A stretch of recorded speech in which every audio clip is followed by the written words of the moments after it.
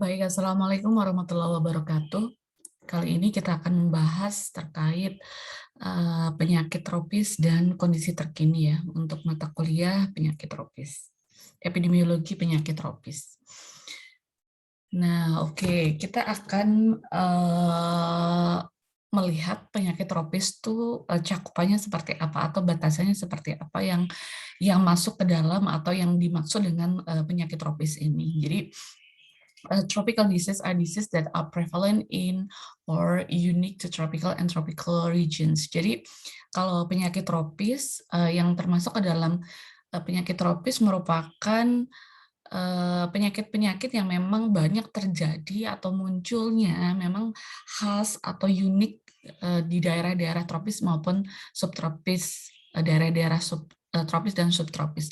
Jadi daerah-daerah tropis dan subtropis punya suatu keadaan kondisi lingkungan tersendiri ya yang memang khas yang berbeda dengan daerah-daerah yang lain. Jadi dengan kondisi geografis, kemudian kondisi temperatur, kemudian kelembaban tertentu yang memang memungkinkan beberapa penyakit memang khas memang muncul di situ. Jadi misalnya saja ada beberapa penyakit-penyakit yang misalnya kayak demam berdarah, malaria, chikungunya, ada Japanese encephalitis gitu, filariasis, yang beberapa penyakit-penyakit yang ditularkan oleh faktor reservoir yang memang baik faktornya ataupun agentnya itu sangat kondusif untuk di daerah-daerah tropis. Kalau kita lihat bagaimana penyakit-penyakit itu yang tadi disebutkan itu tidak muncul di daerah-daerah yang beriklim lebih dingin gitu, yang bukan daerah tropis. Nah, ini cakupan dari penyakit tropis seperti itu ya. Jadi memang lebih ke arah penyakit yang terjadi pada daerah-daerah yang khas tersebut. Jadi the disease are less prevalent in temperate climates. Jadi memang ke penyakit-penyakit tersebut itu sangat jarang terjadi di temperatur-temperatur yang dingin. Jadi karena adanya musim-musim dingin yang akan mengontrol dari populasi serangga. Jadi kalau di populasi serangga, serangga untuk bisa hidup dia membutuhkan satu kondisi lingkungan tertentu yang kondusif untuk kehidupan dia. Kalau dia nggak survive, dia nggak akan hidup di suatu daerah tertentu. Dan dia tidak bisa menjadi faktor penular atau menjadi tidak bisa untuk menularkan penyakit atau agen penyakit yang dimaksud. Nah, itu kenapa secara distribusi penyakit-penyakit itu sangat ada yang tergantung dari distribusi geografisnya dan lingkungannya. Nah, serangga seperti nyamuk dan lalat itu merupakan most common disease carrier. Jadi faktor pembawa yang sangat sangat umum yang teridentifikasi ya. Jadi insek ini membawa parasit, bakteri, virus yang dapat menginfeksi manusia dan juga hewan. Jadi kebanyakan dari penyakit ini ditransmisikan melalui gigitan serangga yang menyebabkan transmisi dari agen infeksius melalui subkutan blood exchange. Jadi karena dari gigitan subkutan sehingga bisa menularkan ya. Jadi kayak misalnya nyamuk Aedes aegypti melalui gigitannya dia bisa menularkan virus dengue ataupun nyamuk Anopheles kemudian dia bisa menularkan parasit malaria seperti itu.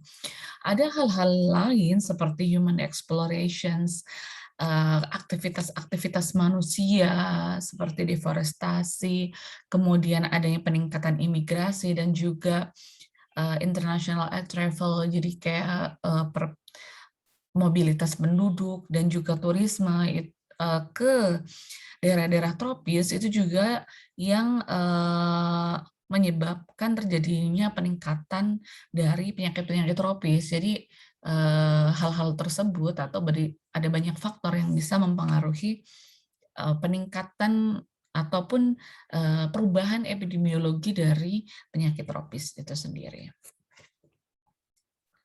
Oke, ini adalah contoh-contoh penyakit di penyakit tropis. Ada malaria, ada leishmaniasis, schistosomiasis, onchocerciasis, lymphatic filariasis, Chagas disease, African trypanosomiasis, dan dengue gitu ya. Mungkin ada beberapa yang khas di Indonesia, ada juga yang di beberapa daerah lain ya yang khas di sini. Kemudian ini adalah risk factor.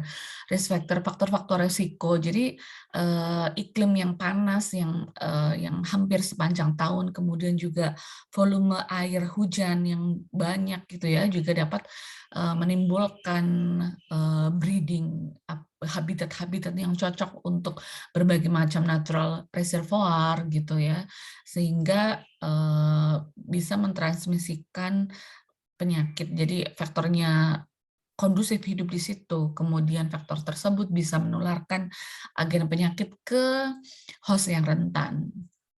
Nah, it is possible also that higher temperature may favor the replication of pathogenic agent both inside and outside biological organism.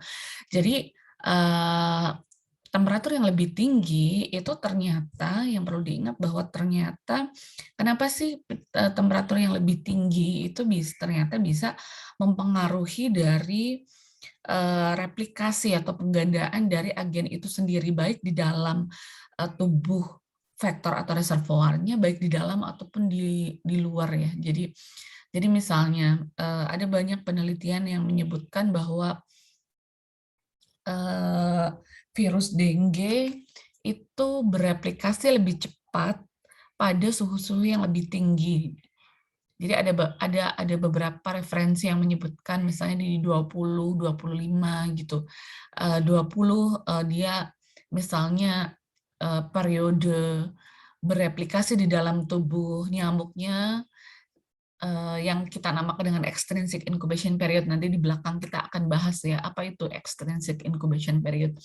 Itu lebih panjang kalau di suhu-suhu yang lebih dingin. Tapi ketika lebih panas, dia akan lebih cepat replikasinya, penggadaannya dia menjadi lebih banyak virusnya, sehingga dia bisa sampai ke kelenjar sarifa lebih cepat, dan dia juga bisa menjadi vektor yang kompeten lebih cepat gitu.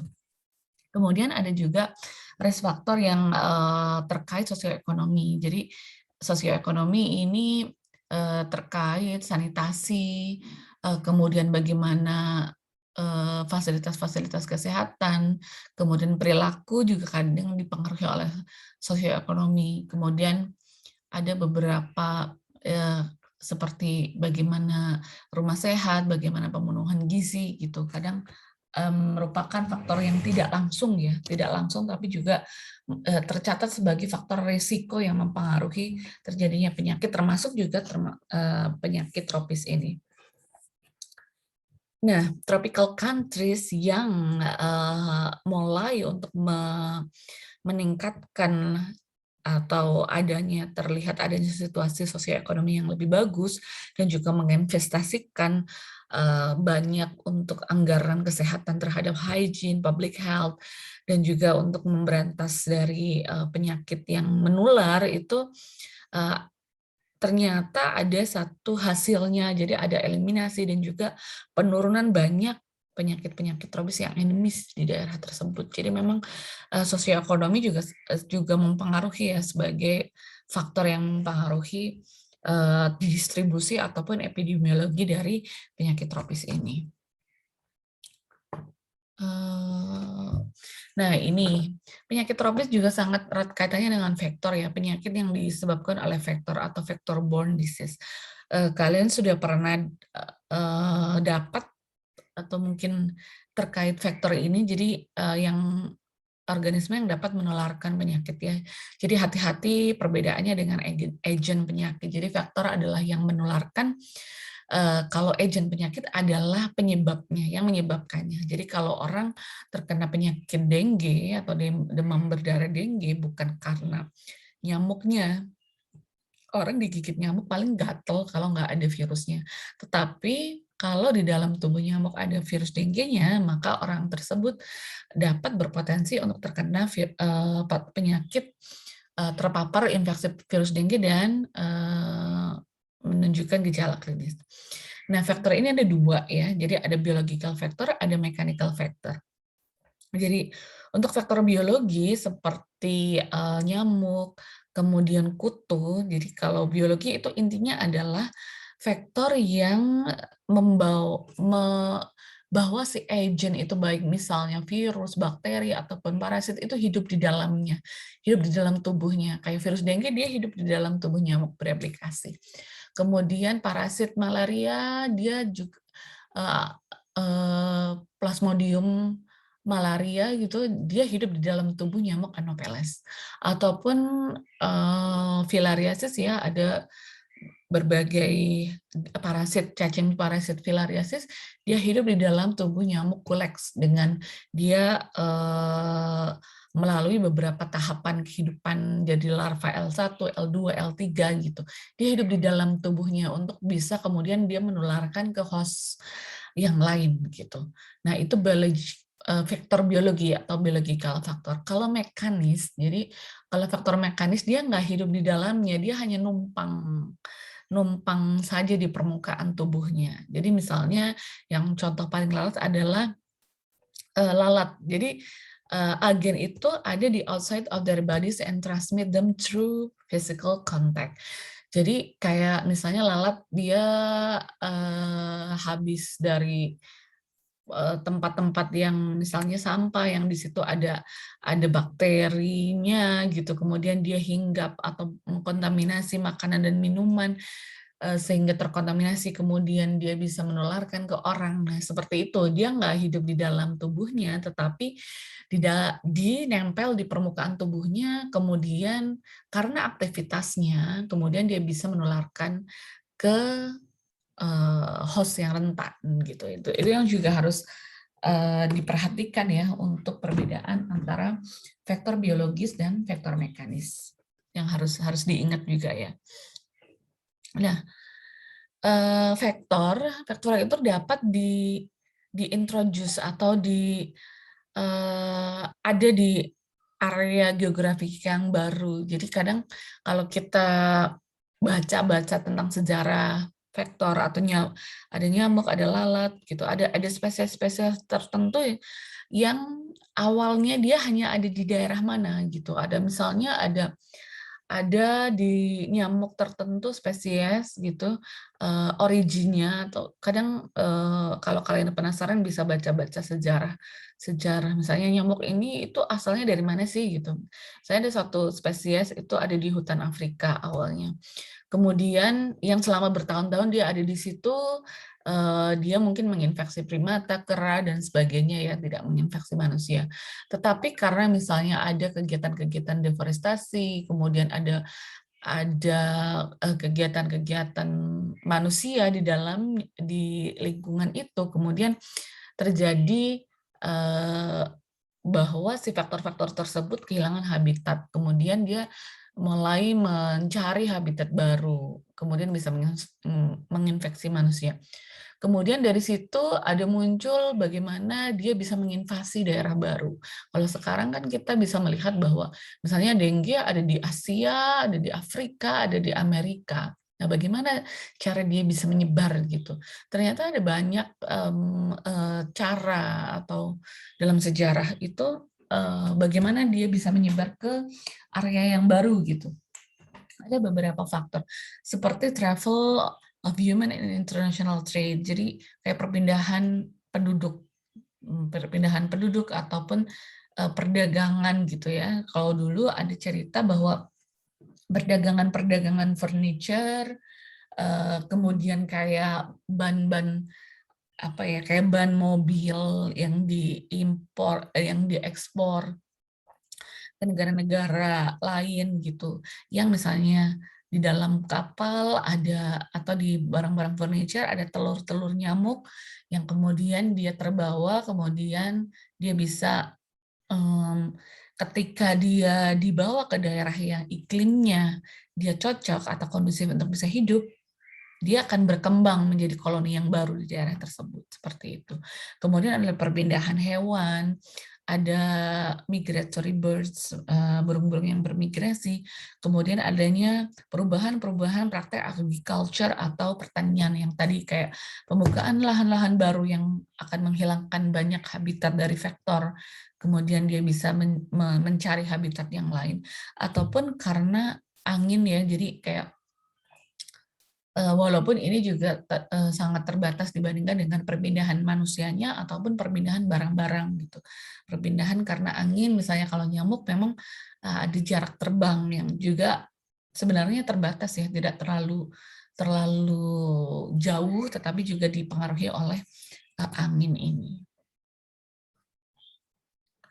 Oke, ini kalau kita lihat perkembangan terkini ya, jadi dari pertemuan pertama ini, pertemuan yang untuk perkembangan penyakit-penyakit tropis ini misalnya di dalam ada sebaran-sebaran penyakit tropis misalnya ini kalau dengue kita lihat yang merah-merah adalah yang banyak terjadi ya endemis banyak di daerah Indonesia kita lihat merah hampir semuanya banyak di situ kemudian di daerah Asia lainnya kemudian di daerah Afrika ada apa bervariasi ya, ada yang kuning, ada yang merah, tapi banyak juga yang merah.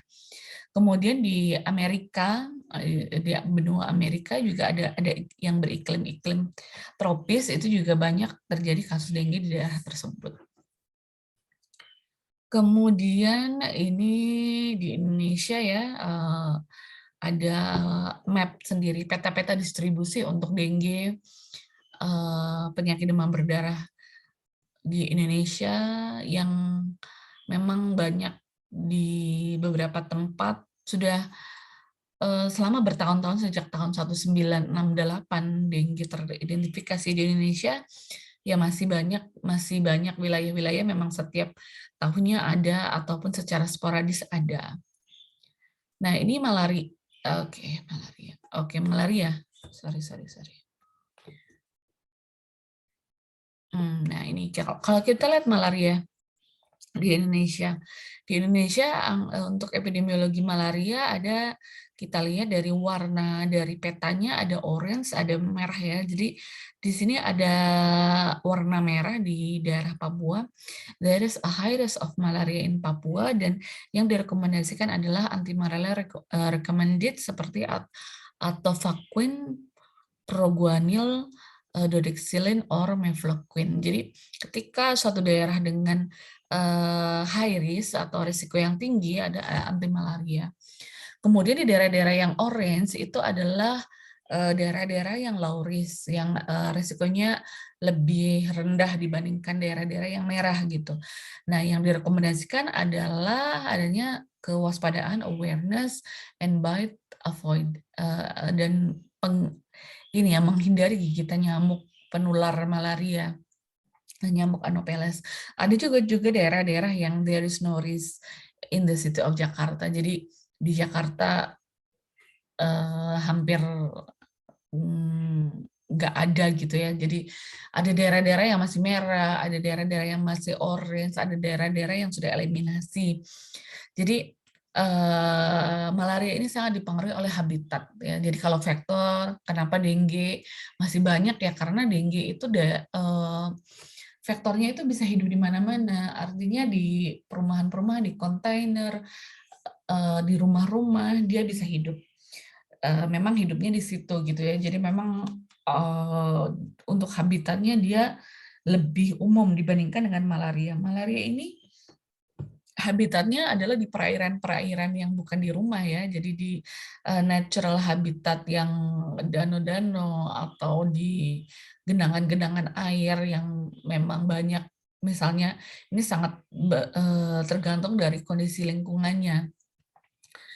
Dan juga misalnya di daerah Papua mungkin lebih banyak yang daerah-daerah yang memang masih dalam kondisi tersebut dibandingkan daerah-daerah lain di Indonesia. Oleh karena itu mungkin hal itu juga merupakan salah satu yang menyebabkan malaria banyak di situ, masih banyak di situ karena memang untuk habitatnya banyak.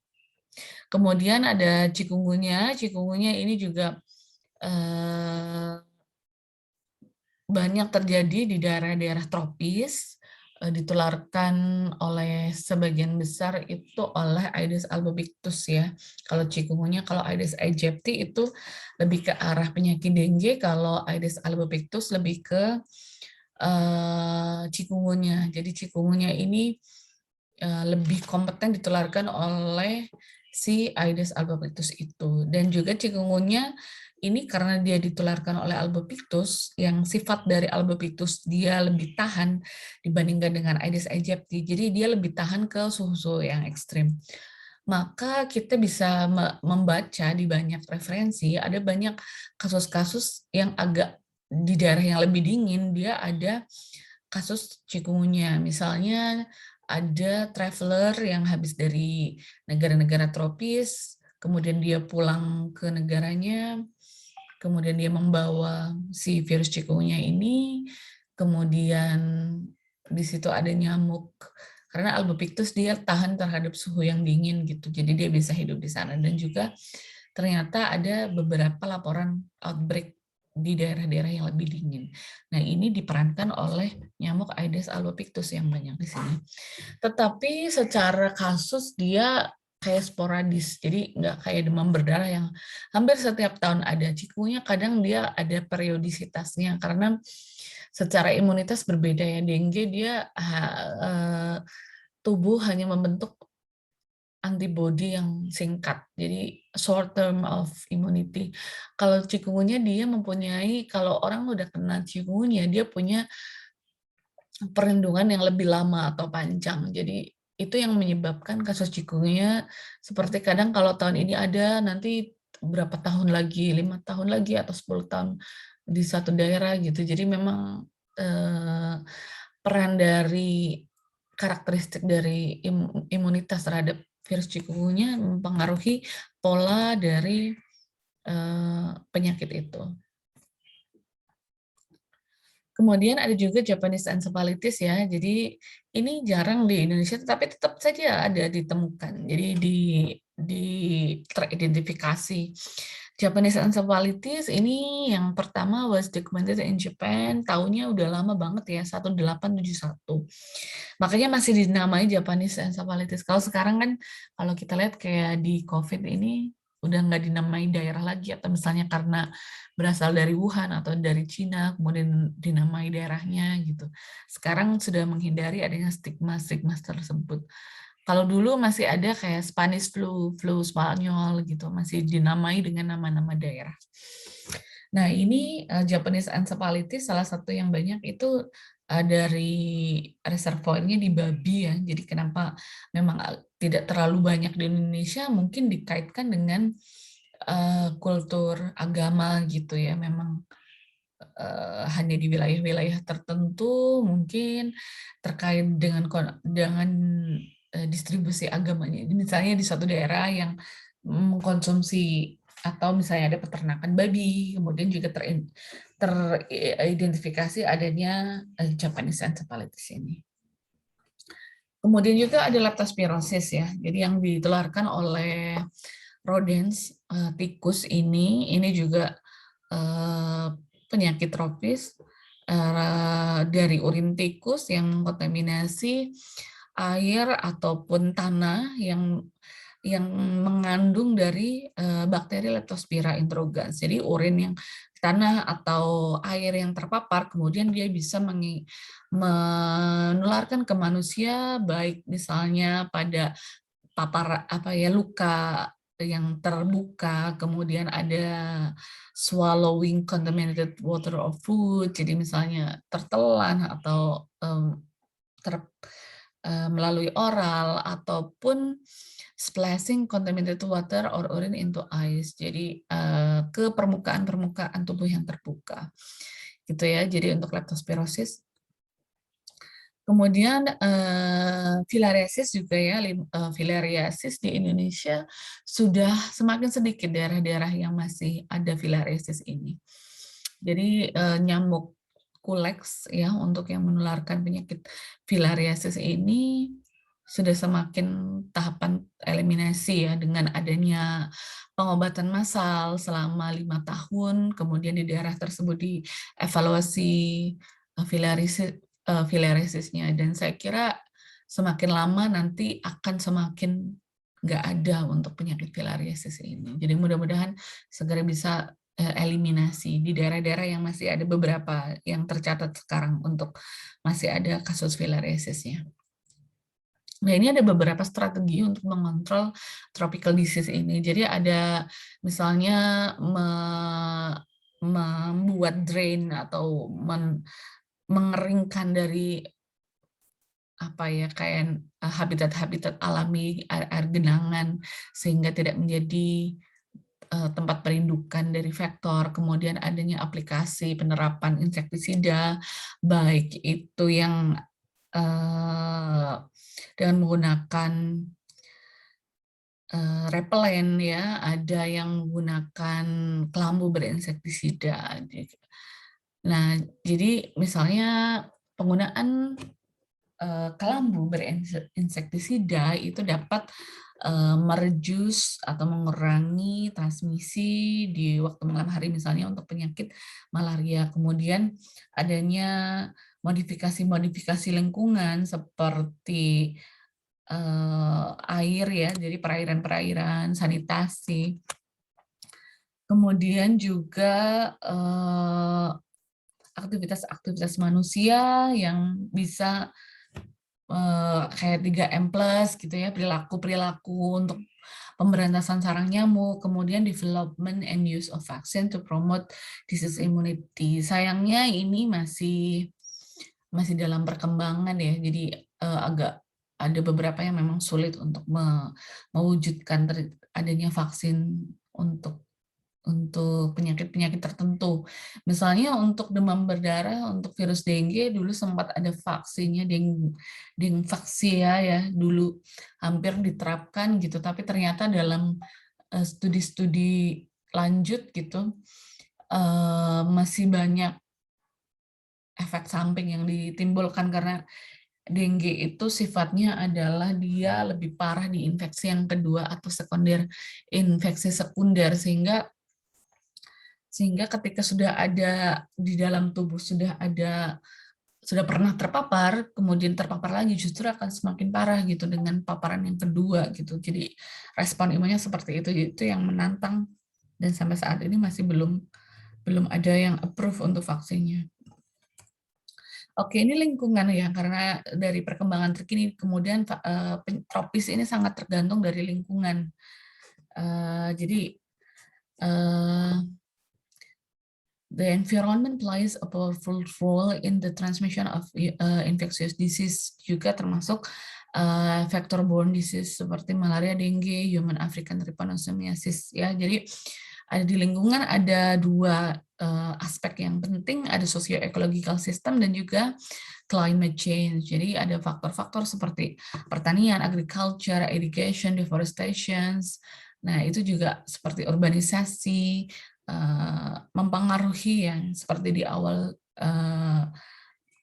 saya juga bahas. Kemudian juga ada habitat destruction, ini yang menyebabkan faktor ini menyebar gitu ya, atau banyak menginvasi daerah-daerah baru karena adanya perusakan atau pengalihan dari tempat-tempat habitat yang lama sehingga dia bisa menyebar ke area-area yang lain.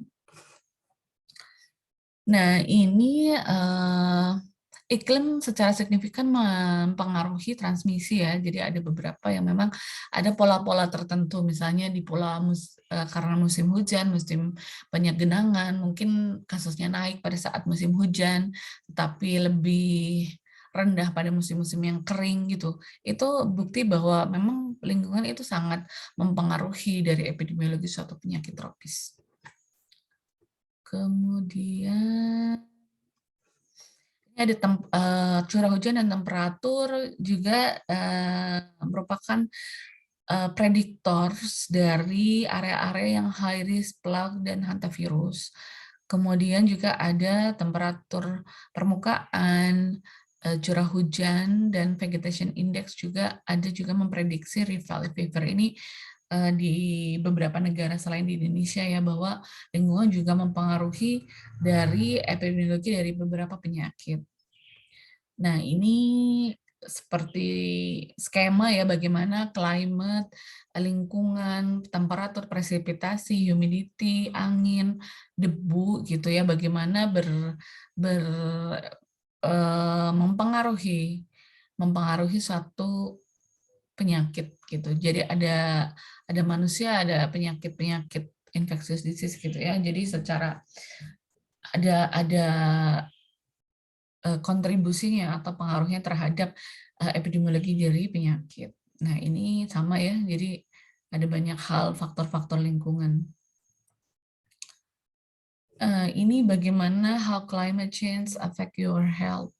Jadi ada banyak seperti peningkatan banjir dan badai, perubahan presipitasi, kemudian peningkatan durasi atau lamanya dari musim panas, perubahan median temperatur, perubahan vektor behavior, itu juga dapat mempengaruhi peningkatan kasus-kasus vector-borne seperti Lyme disease, malaria, Zika, West Nile gitu ya.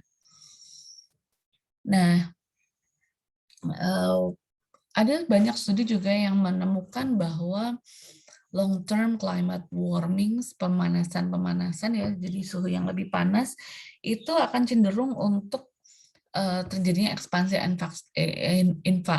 ekspansi dari penyakit-penyakit yang menular gitu ya. Jadi memang ada pengaruh-pengaruh dari suhu ini sendiri. Jadi many of the most common infectious disease and particularly those transmitted by insect are highly sensitive to climate variation. Jadi kayak yang ditularkan oleh serangga sangat sensitif terhadap perubahan-perubahan dari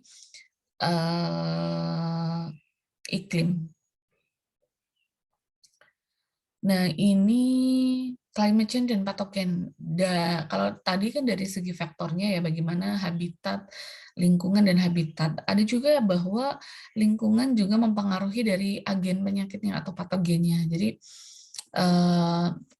the impact of climate change on pathogen can be direct through influencing the survival, reproduction, and life cycle of pathogens. Jadi dapat mempengaruhi dari daya tahan, daya hidup gitu ya, daya survival lama waktu hidup, kemudian reproduksi dan juga siklus kehidupan dari patogen itu sendiri. Jadi temperatur dapat mempengaruhi ada suhu-suhu tertentu yang memang dia hidup berkembang biak baik di suhu-suhu tertentu.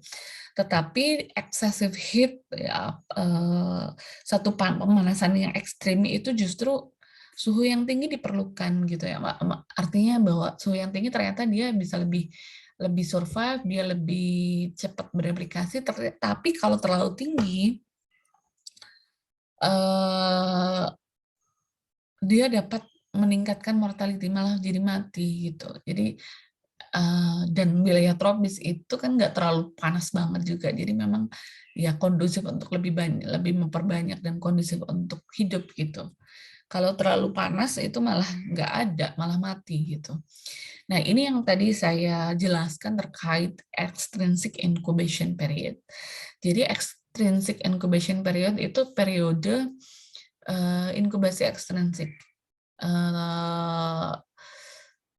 Pemahamannya itu periode EIP ini itu periode masuknya agen ke dalam tubuh vektor sampai si agen itu mampu untuk ditularkan gitu. Jadi kayak misalnya contohnya di virus dengue, periode EIP itu dimulai dari virus masuk ke dalam tubuh nyamuk. Ketika misalnya nyamuk dia menggigit orang yang terinfeksi,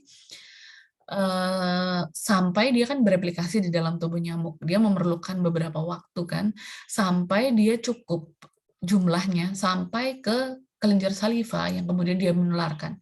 Nah, waktu antara si virus dengue itu masuk ke dalam tubuh nyamuk itu sampai dia di kelenjar saliva yang siap menularkan, itu namanya periode extrinsic incubation period gitu. Dan itu bervariasi ya di setiap karakteristik patogen, misalnya virus dengue itu sekitar 10-13 hari gitu. Tetapi kalau suhunya lebih tinggi itu dia lebih cepat, misalnya 7 hari gitu. Nah, misalnya ini juga diteliti di falciparum ya, di malaria. Misalnya pada suhu 20, EIP-nya itu 26 hari, lama sekali. Tapi kalau dia 25 derajat Celcius itu lebih menjadi 13 hari, atau yang tadi misalnya dengue bisa sampai 7 hari sudah bisa menularkan. Nah, itu sangat mempengaruhi tingkat penularan. Kenapa misalnya eh, global warming atau pemanasan global, suhu-suhu yang lebih tinggi itu kasusnya jadi lebih banyak atau lebih cepat menyebar, ya karena ini salah satunya, bukan hanya pada habitat kondisi lingkungan ke vektornya, tapi ke agennya itu sendiri. Dia bisa bereplikasi lebih cepat, atau dia bisa, yaitu EIP-nya tambah pendek, jadi dia bisa tambah menularkannya itu lebih cepat, dia bisa menularkan gitu. Tetapi kalau di daerah-daerah yang dingin, nih, lower ambient temperature is likely to lengthen AIP. Jadi kalau yang dia temperatur yang sedang atau lebih rendah, dia akan cenderung untuk lebih panjang AIP-nya gitu. Nah, itu pengaruhnya lingkungan atau suhu terhadap terhadap penyakit tropis ya, seperti itu contohnya. Ini juga climate change dan disease transmission. Jadi ada beberapa faktor-faktor yang lain ya. Disebutkan bahwa hanya temperatur saja atau temperatur dan juga faktor-faktor yang lain seperti curah hujan gitu dapat mempengaruhi. Ini contoh-contoh di daerah-daerah di misalnya di African Highlands gitu. Kemudian di Amerika, Asia, kemudian adanya heavy rainfall and flooding gitu, curah hujan yang tinggi dan banjir, even because of altered pattern of human pathogens rodent contact. Jadi ini kayak misalnya di leptospirosis ya, human pathogen rodensia, atau kayak tadi rodensia tikus gitu, binatang pengerat itu yang bisa. Nah, ini juga ada, there have been reports on flood associated outbreak of leptospirosis. Jadi bagaimana asosiasi atau hubungan antara terjadinya banjir dan juga leptospirosis juga terdeteksi di Amerika Selatan dan Amerika Tengah dan juga Asia Tenggara gitu. Dan juga climate dapat juga di human immunity-nya ya, jadi ada perubahan-perubahan cuaca, kadang tubuhnya jadi nggak enak, imunitasnya menjadi terganggu gitu, sehingga kalau hostnya lebih rentan, kalau kita belajar di host agent environment juga akan lebih rentan untuk menghadapi penyakit. Oke, itu ya. Jadi ini slide terakhir terkait perkembangan terkini penyakit tropis dan juga faktor-faktor di lingkungan. Bagaimana lingkungan itu bisa mempengaruhi suatu distribusi penyakit. Jadi kenapa ada suatu penyakit yang kok ada di wilayah tropis saja, kok nggak ada di wilayah-wilayah yang dingin atau suhunya lebih rendah. Nah, dari paparan ini kita bisa tahu bahwa bagaimana lingkungan itu mempengaruhi dari habitat penyebarnya dan juga bisa mempengaruhi dari agentnya, baik itu apa virus, bakteri ataupun parasit. Itu yang mungkin bisa saya sampaikan ya pada pertemuan hari ini. Terima kasih. Saya akhiri. Assalamualaikum warahmatullahi wabarakatuh.